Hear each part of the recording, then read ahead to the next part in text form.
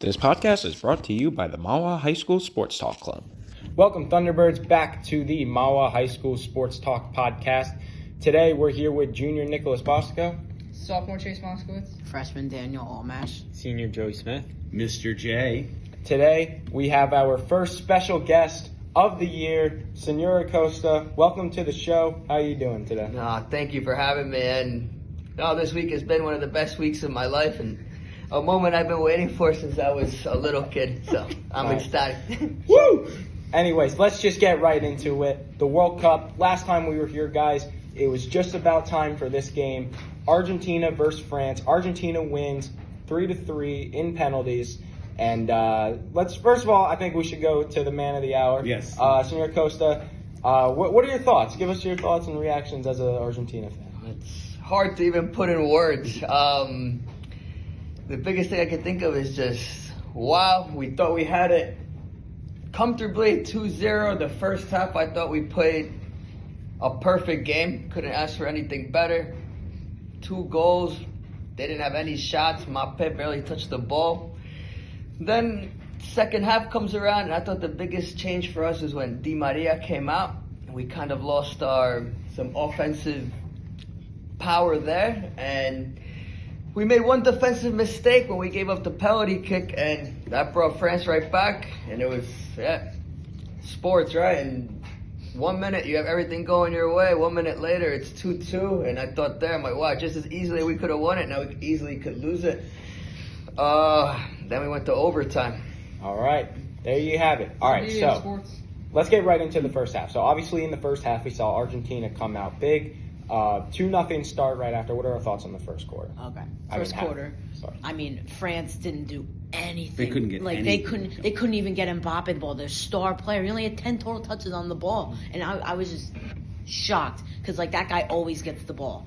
And I'm saying, second half, I guarantee you it's going to be, I want this to be the best World Cup I think I've ever seen. My wish came true. It was just a great game overall. And as soon as Mbappe scored the ball, I think the momentum went France's way. And I can't believe that last PK, the hat trick for Mbappe, it hit him right an inch off of where it wouldn't be a handball, and then it was a handball. And it was a questionable call, but I loved how the ref called the game. And then Mbappe, he always went bottom left, and it always worked for him. No fakes, no need for nothing. Always went straight for the goal. I thought the officiating was good. That's the one thing when you watch these games, you don't want that to kind of ruin a really, really good game or have a bad call.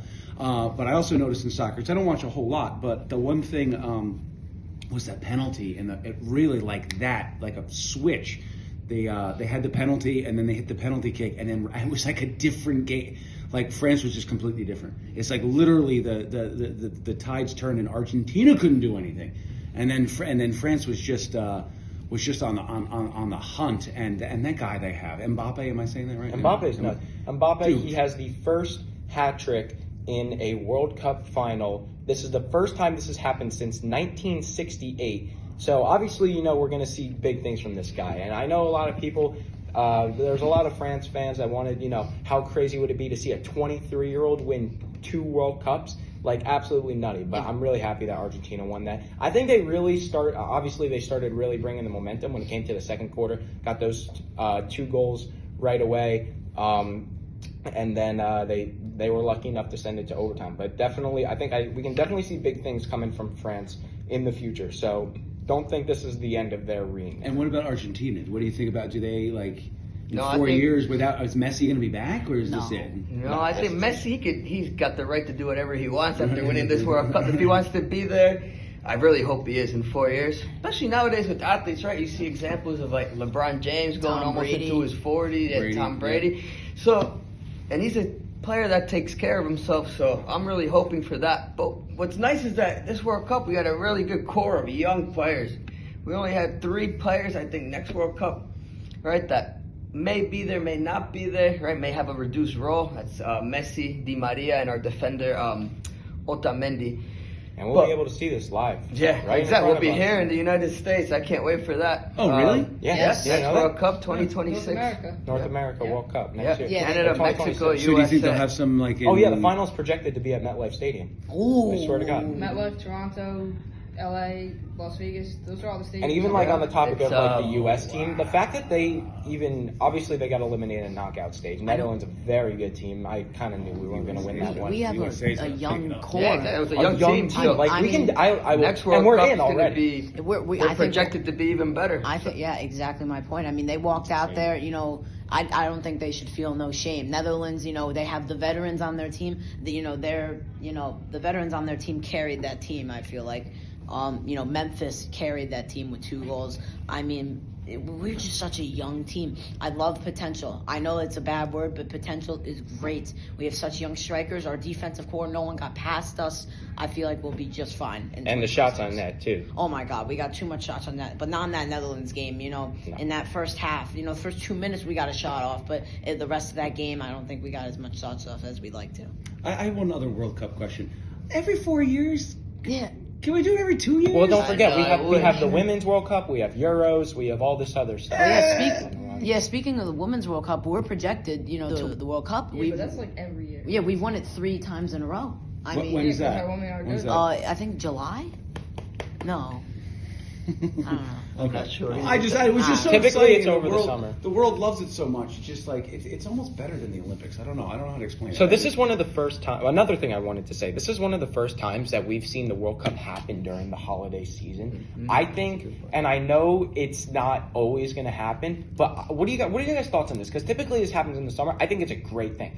Families are coming together. They're watching the games. Like, how many of you guys watched the World Cup game on Thanksgiving? Probably everybody in this room. Yeah. Like, it's definitely something I think everybody loves, and I think it's a great marketing strategy, to be honest. But it's also, Yeah, you can't do it in the winter at MetLife Stadium. No. Agreed. Yeah. No, Next obviously year. they're not going to be able to do that. But if you take I think because obviously they won't be able to do this next year due to football and all that stuff. But even competing with the NFL and all those other big sports markets, I think it's obvious. I think it's something. It was interesting to see change this year. Yeah, honestly, having World Cup games on Thanksgiving was probably huge for FIFA because, NFL has always dominated that. It's always that main. Well, it's going to be exciting to have it again in the USA. Definitely. I'm pumped. Well, Definitely one last something. word, Senor Acosta? No, I said thanks for having me, and I can't wait to come back to one of these. This is an awesome experience, and like I said, there's nothing like the World Cup in sports that brings out passion, and you can see it reflected. And I don't know if you guys saw the celebrations going on in Buenos Aires, Argentina. Yeah, for I me, saw were that drone something shot. I never seen in my life, and it's soccer. The World Cup it brings out the best in. I don't want to just say athletes. I say the world. Everyone watches it. It brings out, at least in Argentina, where we have lots of rivalries. You could call it River Plate and Boca, where we really hate each other, kind of like you would say the Yankees and Red Sox. the Red Sox, right? And the World Cup unites us in a way nothing else does, as a country and as Argentinian citizens. And it was such a great experience to see that celebration and peace and everyone being happy at once.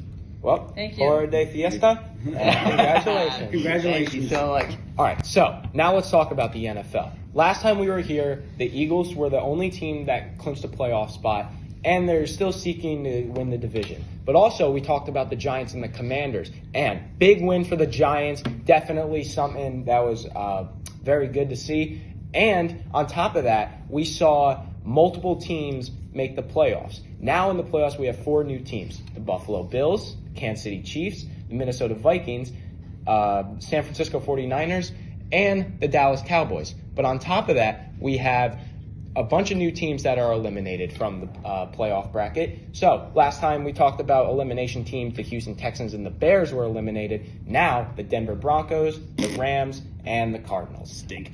But let's get into the Giants. Joey, take it away. Oh man, what a win. This was something we needed like crazy. Honestly, now, there wasn't really a high percentage that the Giants, were going to be in the playoffs, but now now there's a super high percentage. The game was, it started off pretty slow. Offense wasn't too great. Defense was booming. Oh, my Defense was goodness. booming. That front four, man. We gotta is talk about too that. good. Too good. But Honestly, like one person I want to talk about is Isaiah Hodgins. Oh, yes, he so came. underrated. He Beautiful came addition. from. I'm pretty sure the Bills practice squad, and he's just dominant. He's just acting dominant on the Giants. Like, honestly, I feel like he's at like wide receiver 1 That's a One definite. or right two, now. definitely, yeah. Way better Um, than Kenny Galladay will ever be on this team. Yeah, I mean Kenny Galladay only played. He only played 1 snap and wasn't targeted at all. So, but Isaiah Hodgins has like an 84% catch rate. That's like the highest on the team right now. We need He's possession. Very, very underrated. And another player, Richie James, too. Oh, Very okay. underrated. I mean, he was under fire, a couple weeks ago for the muff punts and this and that. But He's young. That 4th yeah, and 9 but conversion. you know what? He's not bad at all. I mean, and look at Saquon. Saquon, it didn't start off too well, but I think he ended up having 120 total yards. I mean, now it seems like we're using Saquon Way more. Yeah, exactly, which we should be. And then He's a that's dual corner. threat. He should be, be able to catch passes and, just run down the field.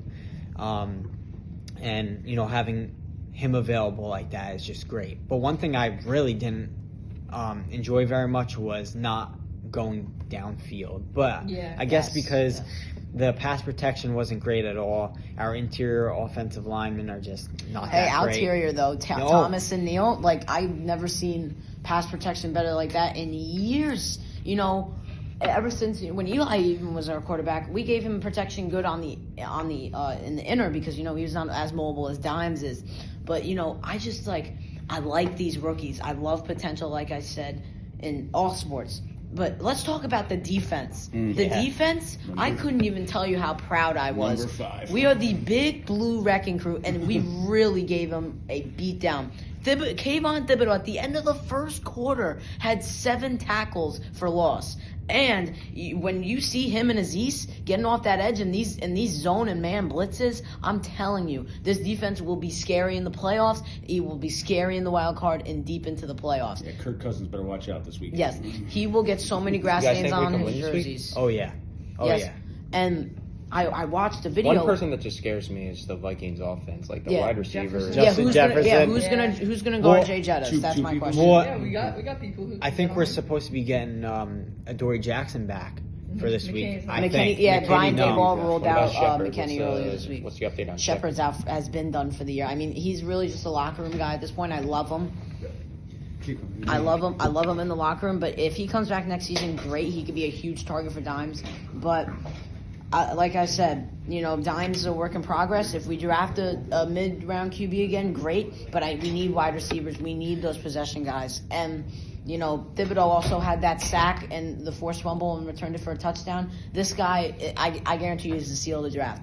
I don't think Aiden Hutchinson should have went. I don't think Trayvon Walker would have went. Please, this guy's the seal of the draft. He should have went number 1. I can't believe we got him at even number 5 or even number 3 if we had him. He should have gone by number 1. Yeah, There I was- agree with that. There was also, during the draft, there was also a rumor or just a belief that Kayvon's motor just wasn't there. But look at him on the Giants. I mean, You yeah. know what I'm saying? He's all over the field everywhere. So much resiliency. Oh yeah. So much. I think his final stat line was 12 tackles, that fumble for the a return. forced fumble, a touchdown. Touchdown. Yeah, I mean, And the 2 dude- sacks. Yeah, the dude is just he's All on over top the of place. his game, and like I mentioned, I think last week or the week before, him and Azeez Ojulari that's a scary threat. That's a Outside. scary threat. And Sexy for Betsy sure. in the middle. Oh, And yeah. Leonard Williams. Yeah. And then Leonard Williams has been turned into an edge threat. He's been moving around his position. I just love our defense way better than our offense. Even though I love the whole team, I've been loving the Giants forever. Yeah, we're winning. We're winning. That's all I care about. So, We have yeah. a positive record. So now we're almost in the playoffs, guys. So Saturday. versus the Vikings, and we need the Commanders, Lions, or Seahawks to lose. Okay.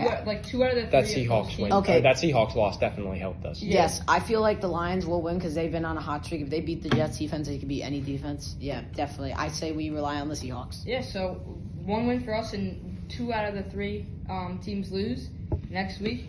we're in the playoffs. We are guaranteed a wild card spot, and it's just amazing that we're in the playoffs. Yep. Anyways, that's going to do it. Thank you guys for tuning in to the podcast. Happy holidays. We will see you guys next time. Go Giants. Go Giants. Go Giants. Go See Big y'all. Blue.